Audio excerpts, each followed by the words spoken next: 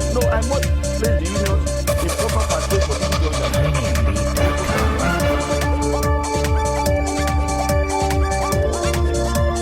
Hello and welcome to the program. And Nigeria has just adopted a policy that basically guarantees a whistleblower the opportunity, well, if you like, to make money. Now, President Buhari, of course, has said he is not leaving any stone unturned in the fight against corruption. And so the government seems to be firing its anti-corruption missile from all cylinders to return probity and accountability to the system. This time, the government is coming up with a policy to encourage Nigerians to report any act of corruption or fraud to the relevant authorities. Under this policy, whistleblowers will be entitled to between 2.5 to 5% of any recovered loot. Now, the Federal Executive Council during the week approved the Ministry of Finance whistleblowing program to encourage Nigerians to voluntarily volunteer information, credible information now, on stolen or concealed funds. The Minister of Finance, Kemi Adeosun, said the program was designed to encourage anyone with information about a violation, misconduct, or improper activity that impacted negatively on Nigerians and government to report such. Let's take a listen to her now as she speaks more on that policy. What it does is it encourages anyone with information about a violation of government's financial regulations, mismanagement of public funds and assets, fraud, financial malpractice, and other associated conduct to report it. It covers disclosure of information leading to the return of Nigeria's stolen or concealed funds and assets. And it's intended to strengthen the mechanism for the fight against corruption, improve governance, and support the implementation of the Open Government Partnership. The memo covered the scope of the policy, the manner in which reports will be filed, which is via a website, by phone, or by email. It covered anonymity, protection of the whistleblower, which was very important, that whistleblowers will be protected against sanctions, and a reward scheme in the event that somebody who is a whistleblower actually either loses their job or is financially disadvantaged as a result of the information they have provided. We have a reward scheme which will pay no more than 5%, no more than 5%. So it's a scale according to the seriousness of the financial loss. Members, of course, of FEC supported the policy wholeheartedly, but made very strong suggestions around how we safeguard public officers against malicious or false allegations. And the policy covered this. If information is provided that was deliberately false or misleading, then that case must be handed over for investigation and possible prosecution to deter frivolous reports. But this is part of our fight against corruption, our fight to strengthen institutional governance. What we've discovered is that most financial crimes, people know about them, but are scared to speak up. It is not possible to move money, for example, with just one signature. There are always two, but people are often scared to speak up. So the whistleblower policy actually gives them protection against the consequences of doing the right thing in the public interest, and hopefully will support us to recover a lot of concealed money by providing protection to those who provide us with the information. Now, don't forget that the National Assembly is at the moment, of course, working to give the country a whistleblowing law. Now, that work is still in progress, but then the minister said this policy is actually a stopgap measure pending when the National Assembly gives the country a whistleblowing law. And of course, as the minister has been reporting there, that a secure online portal where information could be submitted will be opened by the federal government. But how well this policy will address the issue of corruption in Nigeria is still to be seen. I'm now being joined on the program to talk more about this by the chairman of the Civil Society Network Against Corruption, Lanre Suraj. Thank you very much for coming on the program. I know people like you and your organization have long been yearning for a whistleblowing law in this country. Of course, this is not a law, it's just a policy, and a policy, of course, initiated by the Ministry of Finance. But for you, do you think this is far-reaching enough? Pending when we get, this law now on whistleblowing. No, I think that is usually the challenge you have with government officials and government in places when issues of policies and programs are not well thought out, and then when there is a huge shortfall in terms of expectation from the people. What you have, according to the statement from the minister, was more or less looking at, just financial crimes in terms of loot recovery. And maybe that's why it's coming from the Ministry of Finance. So when it comes from the Ministry of Finance, one thing that is clear is that this is a policy of the Ministry of Finance in assisting government towards recovering looted funds and at the same time possibly deterring that from further happening. It is not a whistleblower bill. It is not a whistleblower policy. It is just a motivation for people to provide information and assist the government in recovering looted funds. That can be a whistleblower protection bill. And that is why I'm saying it is actually revealing to a very large extent the lack of understanding of the issue of what is called whistleblower protection. Okay. You can't limit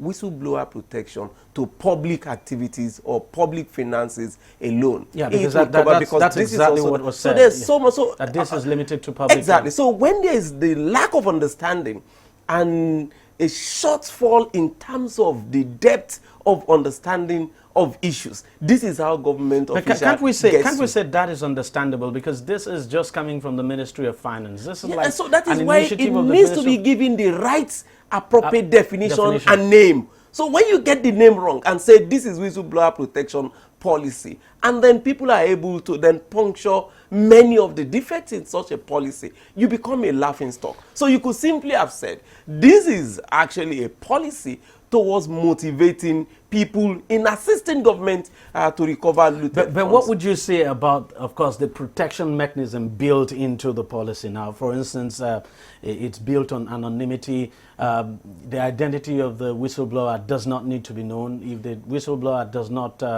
want the identity to be known, it won't be disclosed. And so to a large extent, there's no face-to-face contact. How do you then reward that whistleblower? Well, if it's becoming that anonymous. And then there's this maintenance of confidentiality as well, and that everything will be done. Basically, there will be an online portal where information could be placed. You could do that by email as well as phone calls and all of that.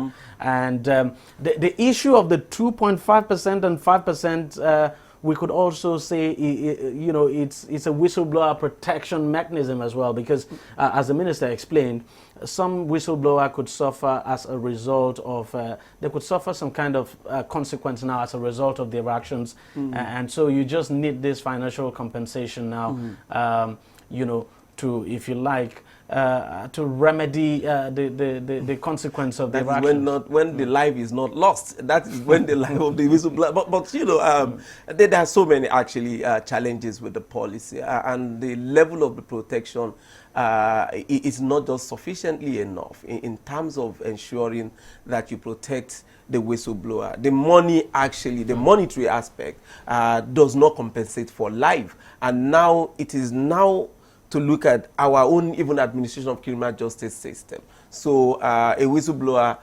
volunteers information. It suffers a measure of consequences out of that from either the place of work or outside the place of work. And then the case is taken to court, to prosecute either the aggressor or the accused person. And that is going to last for the next 6-8 years or thereabout. How do you get justice for that? Even with the monetary compensation, you could suffer a measure of injury that the amount of money would not be sufficient to even take care of that. But there ought to be a whole lot of work that needs to be done. But this is still better than nothing. Yeah, what that Especially tells when you. we're still expecting the National Assembly to come up with a national. What that tells you is basically it's a matter of one or two people suffering a huge reprisal attack from that whistleblowing venture, and everybody runs away. and then you get back to the old order. You think that could happen? Yeah, because that would not assist the policy. There must be a whole hog of activities on the part of the government that must ensure that a chain of development from the moment that the information is volunteered to when the perpetrator of the act is arrested, you must be able to protect and ensure that the whistleblower does not suffer a huge bodily injury that can result from that do you expect that this whistleblowing law that the National Assembly is still working on, you expect that it will incorporate all of those things you're talking about? Yeah, the previous one really didn't take that into consideration. It was even talking about some agencies and bodies that are not in existence. But we are actually working with some of the parliamentarians to raise that up to the minimum international standard and ensure that existing institutions like the National Human Rights Commission and the rest of that works with the Office of the Attorney General to ensure that they address many of the issues that are legally concerned and that are involved with the administration of criminal justice. And luckily, we have the Administration of Criminal Justice Act now. The judiciary and the Office of the Attorney General must also actually adhere stricto sensu to many of the provisions of that, and they are departing from it. Many of the adjournments that you see in the criminal matters in our courts are not taking cognizance of the provisions of the Administration of Criminal Justice Act. And it is not only the defense that are culpable in this instance, also the prosecution who are representing government in many instances are also guilty of the violation of the Administration of Criminal Justice Act. So the government must be ready to ensure that you would guarantee the confidence of the people. You must be able to assure them that no matter what, the state is there to protect you. It is not just about the money. The money is part of the thing, but then there are many of those havoc that the money cannot actually pay for. So you must be able to show them, beyond the monetary aspect, that this is a national assignment, that every patriot must be concerned and genuinely interested in doing for the sake of the country. The monetary aspect is just a mere motivation and compensation, but that should not be the original purpose for which Nigerians must, as a matter of, national concern, assist the nation, assist the government to stem, the tide of these very negative reputation of Nigerians. And I tell people that it is very easy for people who don't travel out of the country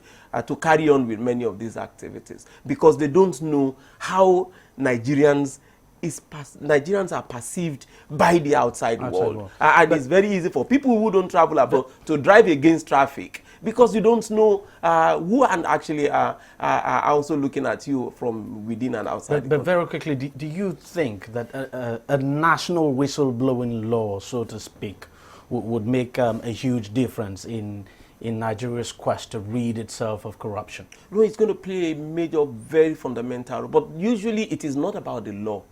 The law is one step. The enforcement is another. There must be a sincerity on the part of the government. It's not going to be sufficient to say there's a law and then you go and report. You report to the police, for instance, and the next day, and nothing is done. Or even the information to exactly. So there must be a conscious attempt on the part of the government to ensure that the confidence in the government is built around the people, and then the people must also be able to trust the government and the institution of government to protect them. Very quickly before we end, do you think this whistleblowing policy now that the Ministry of Finance has come up with is going to lead to sort of an inundation of information? That information will now, people may want to cash in on this and flood the government with information? Yeah, actually, I would think otherwise until when the MMM thing came up. With the MMM thing, it actually changed my perception quite a whole lot with the way that Nigerians are actually responding to some issues, especially with monetary, monetary issues. You can be sure that especially if they're sure they're going to get 2.5% and 5%. Exactly. So you can be sure there will be an avalanche of of information now, like I said, fictitious and genuine ones, but the government would have to live up to its billings, live up to its promises, ensure that no matter how little the information is pursued to a logical conclusion, and then people can then have the trust in the system and the government. Thank you very much for coming on the program, and thank you very much for your contributions. Every day, every hour, and every minute, news break in Nigeria. Things happen so fast, it's most times difficult to track and comprehend them.